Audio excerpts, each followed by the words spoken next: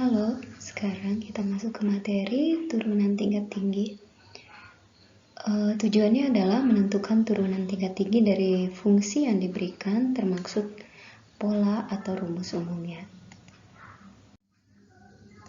Dalam notasi turunan, telah diperkenalkan notasi-notasi berupa Y untuk fungsi Y sama dengan fx, yaitu f aksen, y aksen, dxy, dy, dx. Untuk turunan berikutnya dinotasikan dengan jadi dia tidak seperti pangkat tapi dikasih kurung ya. Ini untuk menentukan berapa banyak turunannya. Nah, y dikurungin n. Jadi kalau misalkan kita tuliskan turunan kedua, maka kita tulis seperti ini. F double aksen X. Bagaimana dengan turunan ketiga F triple aksen X? Turunan keempat F ya. Jadi kita bikin 4X. Seperti itu. Bagaimana kalau bentuk simbol notasi untuk turunan ke 10 untuk Y? Berarti Y 10. Seperti itu ya, berarti ini turunan ke 10. Bagaimana turunan ke-5 untuk notasi berikutnya? D, X, 5Y. Berarti ini turunan Y terhadap X sampai 5 kali. Nah, bagaimana turunan, misalnya turunan ke-5 untuk penulisan Leibniz, notasi Leibniz, berarti kita tulis D 5Y per dx 5.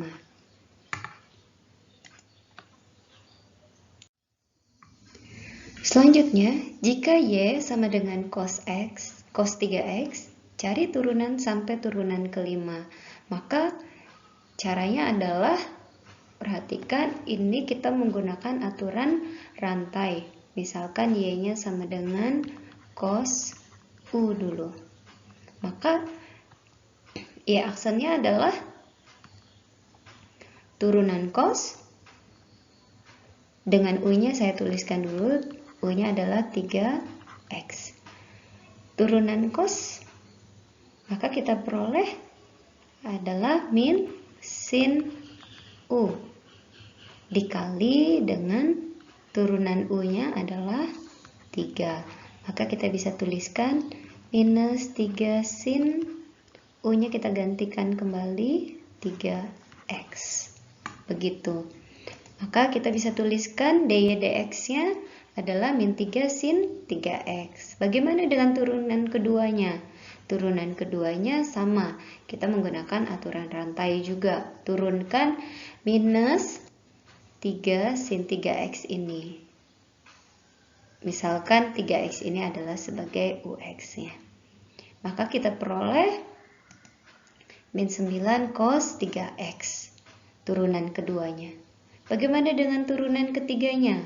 Berarti gunakan juga aturan rantai sehingga kita peroleh hasilnya adalah 27 sin 3x. Bagaimana turunan keempatnya? Tetap seperti pola yang sama, kita peroleh 81 cos 3x dan turunan kelimanya adalah min 243 sin 3x. Dengan pola yang sama menggunakan aturan rantai, ketika ditanyakan cari turunannya sampai turunan ke-5, maka yang kita lakukan seperti ini. Sebagai catatan, turunan pertama suatu fungsi mempunyai interpretasi adalah sebagai kecepatan sesaat yang mengukur laju perubahan jarak terhadap waktunya. Untuk turunan kedua, fungsi jarak, turunan kedua dari fungsi jarak ya, mempunyai interpretasi yaitu percepatan sesaat yang mengukur laju perubahan kecepatan itu terhadap waktu. Nah, kecepatan berbeda dengan kelajuan. Kecepatan punya arah, sedangkan laju adalah nilai yang mutlak dari kecepatan, jadi tidak memiliki arah. Untuk latihan, ada 3 soal di sini. Ada 4 soal, silakan dicoba dikerjakan terlebih dahulu. Materi selanjutnya yaitu mengenai diferensial implisit. Jika suatu fungsi diberikan secara implisit, kita tidak bisa membuat fungsinya secara eksplisit, maka kita gunakan aturan diferensial berikut ini. Dari persamaan y pangkat 3 ditambah 7y sama dengan x pangkat 3 di titik 21. X-nya sama dengan 2, y-nya sama dengan 1. Nah, ini kan tidak bisa kita ubah menjadi persamaan yang eksplisit. Y pangkat 3 ditambah 7y sama dengan x pangkat 3 ini kita tidak bisa mengubahnya menjadi y sama dengan apa yang mengandung yang di ruas kanannya hanya memuat x saja. Beda hal dengan y 2y sama dengan 2y minus 3x sama dengan 0. Ini kan kita bisa tuliskan dalam bentuk eksplisit, yaitu y sama dengan 3/2 dari x. Ini bisa kita buat dalam persamaan yang eksplisit, fungsi yang eksplisit. Sedangkan untuk persamaan yang ada di contoh ini, itu tidak bisa kita tuliskan dalam eksplisit, secara eksplisit. Nah, untuk mencari garis singgung, maka kita akan menentukan gradiennya dulu. Gradiennya yaitu M sama dengan dy dx. Turunan y terhadap x. Bagaimana kita mencari turunan y terhadap x sedangkan y-nya tidak bisa dituliskan secara eksplisit?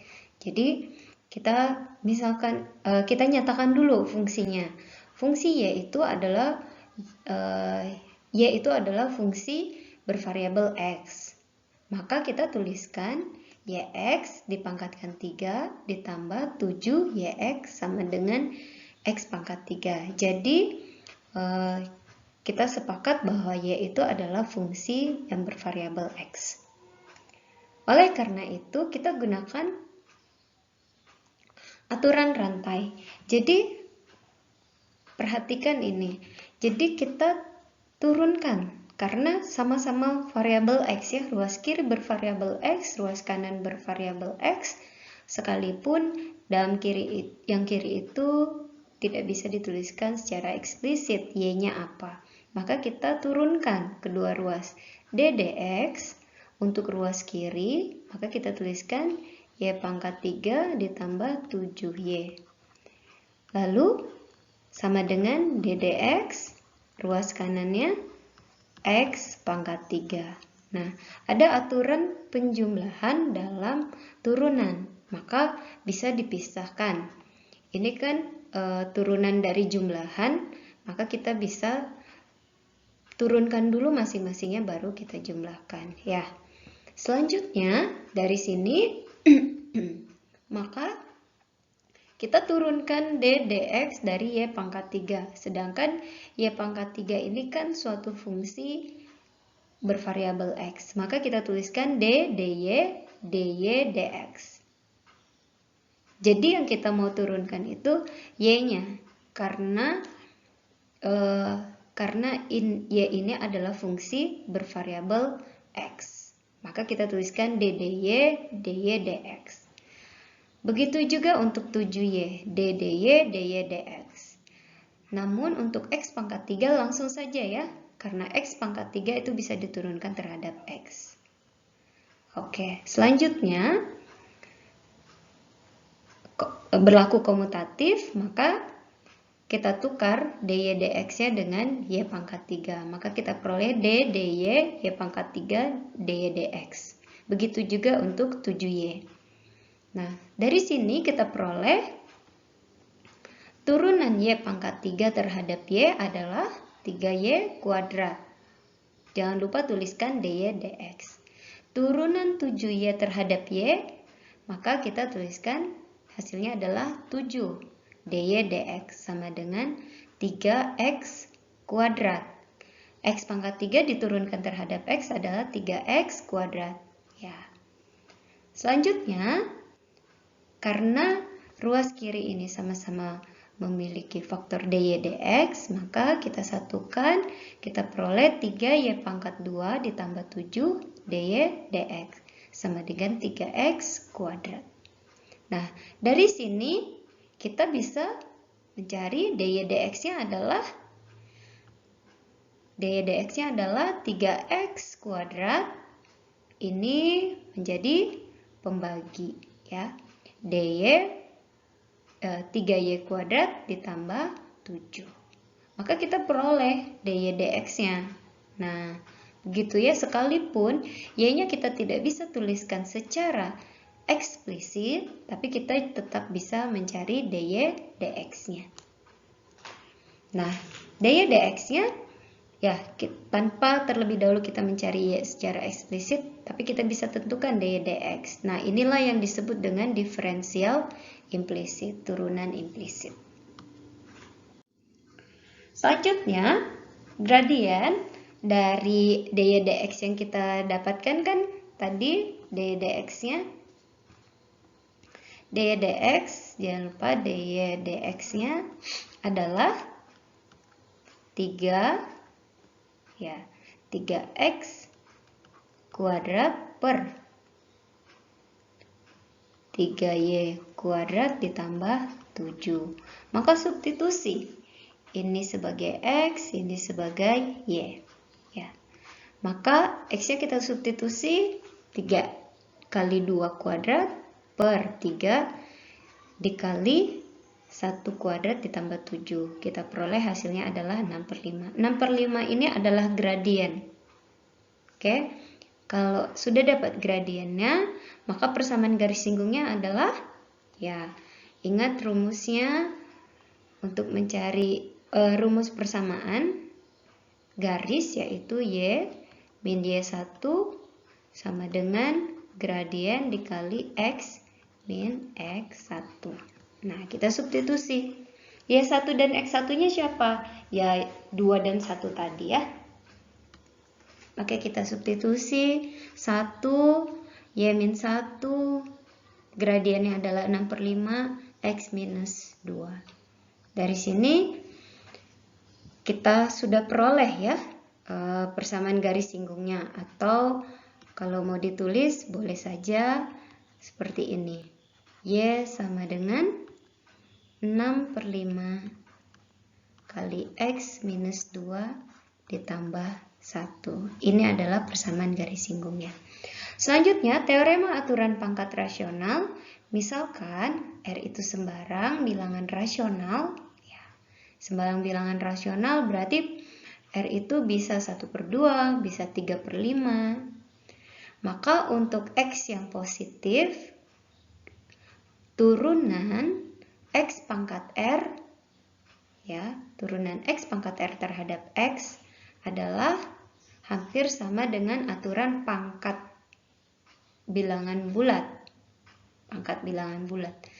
Jadi kalau R-nya itu rasional, sama ya, hampir sama aturannya, yaitu pangkat menjadi pengali X, baru pangkatnya dikurangi 1. Ini bisa dibuktikan menggunakan diferensial implisit juga untuk fungsi pangkat rasional tersebut. Berikut ini ada latihan sebanyak 2 soal. Silakan adik-adik mencobanya terlebih dahulu. Nanti kita akan bahas di pertemuan berikutnya.